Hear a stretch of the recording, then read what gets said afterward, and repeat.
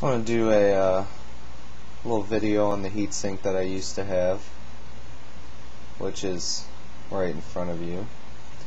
It's an Aerocool. Note the name, definitely not a good heatsink manufacturer. Good for cases, but that's about it. Aerocool X-Fire, 120mm, 2 heat pipe, all aluminum cooler. Well, the base is copper with I think a nickel zinc coating, something like that.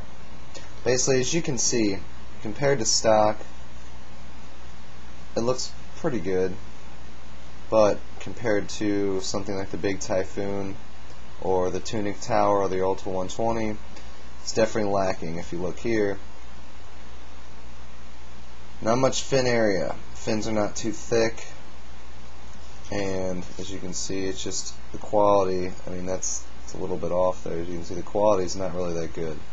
Cool part is it's got these little fins integrated into the base, and the latching device is like the stock Intel push pins, which if you have another heatsink and you get this and you have a mounting system from like a Big Typhoon, which is what I own, you can actually use that to mount it. It's close and the thumb screws barely fit on there, but it does work. As you can see, I lapped the base and add a little bit too much thermal paste. It's Arctic Silver 5 on there. As you can see, I mean, you can see me.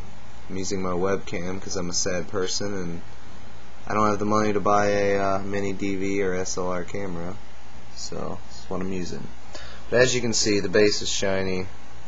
It's pretty damn flat, as good as I can get it, and it's just the simple fact that it's just a small heatsink. I mean, at stock speeds, it cooled my Pentium D805 and E2180 with a Antec 78 CFM Tri-Cool 120mm fan just fine. I haven't tried it with the Silverstone because what's the point? I think I'm going to relap the Big Typhoon later on this season, or next season, I guess you could say. I'm not sure exactly when I'm going to do it. I probably never will, but I don't know. I guess if I ever throw this back on there, I'll use a Silverstone and see what the difference is. Maybe a degree or two, but I think that's probably about it.